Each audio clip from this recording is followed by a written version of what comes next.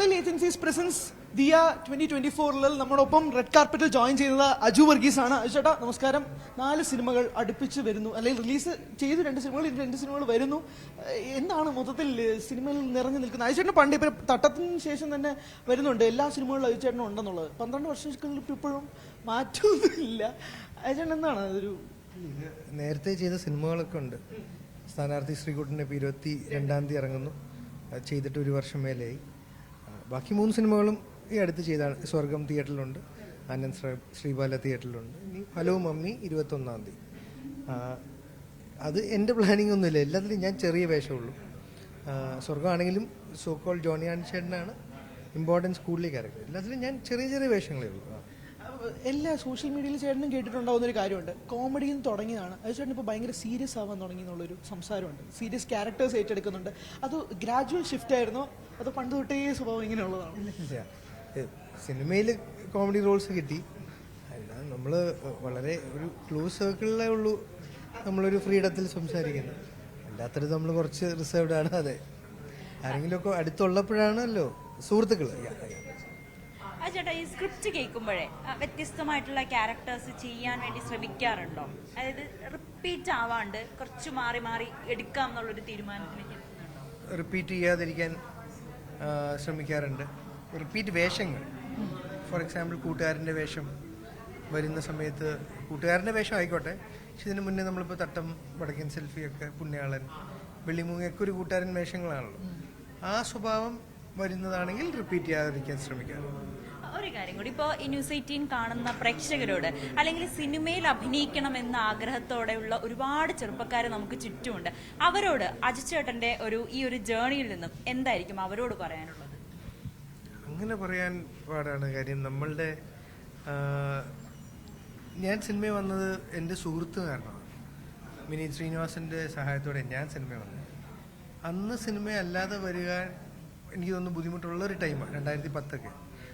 ഇന്ന് സിനിമയിൽ വരാൻ ഇപ്പം നമുക്കറിയാം വാഴ, ഇപ്പം ഇൻഫ്ലുവൻസേഴ്സായിട്ട് മാറുന്ന ഒരുപാട് ടാലൻറ്റഡ് ആയിട്ടുള്ളവർ സിനിമയിൽ വരുന്നുണ്ട്. അപ്പം അത് വളരെ നല്ല. ഇപ്പം കുറച്ച് മുന്നേ അത് ഷോർട്ട് ഫിലിംസ് ആയിരുന്നു. ഇപ്പം ഇൻഫ്ലുവൻസേഴ്സ്, അല്ലെങ്കിൽ നമുക്കറിയാം റീൽസ് അല്ലേ, റീൽസിലൂടെയൊക്കെ നല്ല പെർഫോമൻസസ് തരുന്ന ടാലൻറ്റഡ് ആയിട്ടുള്ള വ്യക്തികളും വരുന്നുണ്ട്. അപ്പം ഇന്ന് പ്ലാറ്റ്ഫോംസ് ഒരുപാടായി നമുക്ക് ശ്രദ്ധിക്കപ്പെടാനുള്ളത്. സോ രണ്ടും രണ്ടായി, അങ്ങനെ പറയാൻ പറ്റില്ല. അവരിൽ നിന്ന് ഞാനിനി എന്ത് പഠിക്കാമെന്ന് ആലോചിക്കുകയാണ്. അതെ, ഒരു കാര്യം കൂടി, ചേട്ടൻ സോഷ്യൽ മീഡിയയിലൊക്കെ വലിയ ആക്റ്റീവായിരുന്നു, പക്ഷെ ഈ അടുത്ത സമയമായിട്ട് വലിയ ആക്റ്റീവായിട്ടൊന്നും കാണുന്നില്ല. മുമ്പ് ഓരോ വീഡിയോയിലൊക്കെ കമന്റിലൊക്കെ അജു ചേട്ടൻ ഒരു കമന്റ് മസ്റ്റ് ആയിരുന്നു. പക്ഷെ ഇപ്പൊ എന്താ കാണാത്ത? ബേസിലിന് വേണ്ടി വഴിമാറി കൊടുത്തിരിക്കുകയാണോ?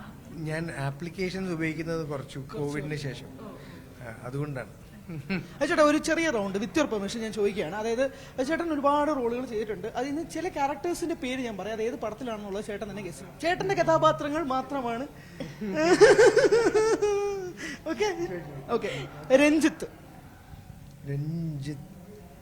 വരാം. ഈ അടുത്തിറങ്ങിയ സിനിമയാണ്, ഈ വർഷം തന്നെ 2024 ജൂണിന് ശേഷം ഓടുന്നതുകൊണ്ട് ഏതാണെന്ന് 2024 ജൂണിന് ശേഷം റിലീസ്. രഞ്ജിത്ത് അറിയില്ല. ഒരു വമ്പൻ ക്രൈം ത്രില്ലർ എഴുതിയ സംവിധായകന്റെ സിനിമ. ഓ യാ, ജിത്തു ചേട്ടൻ നുണക്കുഴി.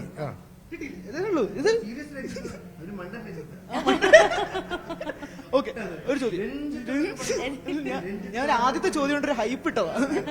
ഡോക്ടർ സുബ്രഹ്മണ്യൻ. ഡോക്ടർ സുബ്രഹ്മണ്യൻ ഉറപ്പിക്കുവാണോ? ഞാൻ തീർച്ചയായിട്ടും ഡോക്ടറായിട്ട് ഞാൻ അഭിനയിച്ചിട്ടുണ്ടോ? വലിയ സ്റ്റാർ കാസ്റ്റാ, ഒരു വമ്പൻ ഡയറക്ടറിന്റെ പടവാ. സന്തോഷ് ശിവൻ സാറിന്റെ ജാക്ക് ആൻഡ് ജിൽ.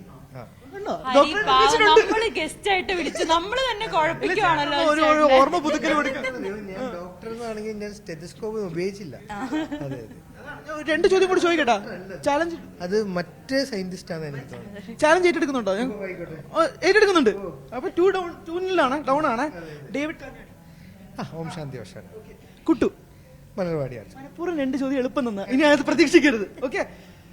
ഷാജി. ഷാജി വടക്കൻ സെൽഫി. വിഷ്ണു നാരായണ നമ്പൂതിരി. ഇതോടെ ഞാൻ അവസാനിപ്പിക്കും. വിഷ്ണു നാരായണ നമ്പൂതിരി. ഉറുമ്പുകൾ ഉറങ്ങാറില്ലാണോ?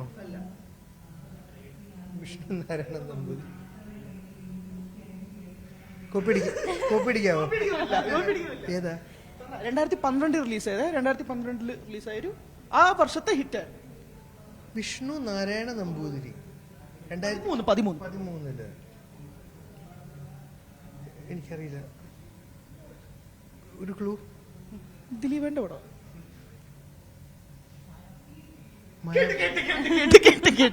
മോനിക്ക് എനിക്ക് പേരുണ്ടോ? പേരുണ്ട്. എനിക്ക് പേരുണ്ടോ? എന്തറിയോ, ഞാൻ എന്റെ പേരുകള് ഒരിക്കലും എന്റെ ക്യാരക്ടറിനെ ഞാൻ വിളിക്കുന്നില്ലല്ലോ. ഞാൻ പോയി എന്റെ പേര് വിളിക്കില്ലല്ലോ. അതുകൊണ്ടാണ് സീനോ എന്തെങ്കിലും പറഞ്ഞാൽ കിട്ടുമായിരുന്നല്ലേ? നമ്മൾ നമ്മളെ സ്വയം വിളിക്കില്ല. എന്നാ ഞാൻ ചോദിച്ചോട്ടെ, കമലയിലെ ചേട്ടന്റെ റോളിന്റെ പേരെന്തായിരുന്നു? സഫർ. അത് കംബാക്ക് ആയിരുന്നു. ചേട്ടാ താങ്ക് യു സോ മച്ച്. ഞാൻ ജസ്റ്റ് ഒരു റൗണ്ട് വെറുതെ ഒന്ന് ഇട്ടാണ്. എന്തായാലും ഒരുപാട് സന്തോഷം ചേട്ടാ. ന്യൂസ് 18 കാണാറുണ്ടോ? പിന്നെ സബ്സ്ക്രൈബ് ചെയ്യാറുണ്ടോ? ചെയ്തിട്ടുണ്ടോ? സബ്സ്ക്രൈബ് ചെയ്തിട്ടുണ്ടോ? സബ്സ്ക്രൈബ് ചെയ്തിട്ടില്ല. ചെയ്യാം. യൂട്യൂബിലാണ് ഞാൻ ഇത്. ഇൻസ്റ്റഗ്രാം പേജും ഉണ്ട്. അത് അജിച്ചേട്ടനെ വിളിച്ചാലേ കിട്ടുന്നില്ല. പിന്നെ പ്രേക്ഷകരോടും കൂടി ഒന്ന് പറയോ? എല്ലാവരും ന്യൂസ് 18 സബ്സ്ക്രൈബ് ചെയ്യണം. അപ് ടു ഡേറ്റ് ആയിട്ടിരിക്കണം വാർത്തകളിലും വിശേഷങ്ങളിലും. വാർത്തകളിലൊക്കെ ഫോളോ ചെയ്യുന്ന ആളാണ്. സിനിമ ഫൺ റിലേറ്റഡ്, അങ്ങനെ ഭയങ്കര സീരിയസ് വാർത്തകളല്ല. പൊളിറ്റിക്സ് ഒന്നും അങ്ങനെ? പൊളിറ്റിക്സ് നല്ല സീരിയസ് ആയിട്ടുള്ളത് അങ്ങനെ ഒന്നും. നിലപാടുകളുണ്ട്, പൊളിറ്റിക്കൽ നിലപാട്, ജീവിത നിലപാടുകൾ. അത്രേ ഉള്ളൂ. ഓക്കെ, താങ്ക് യു ചേട്ടാ. Thank you so much.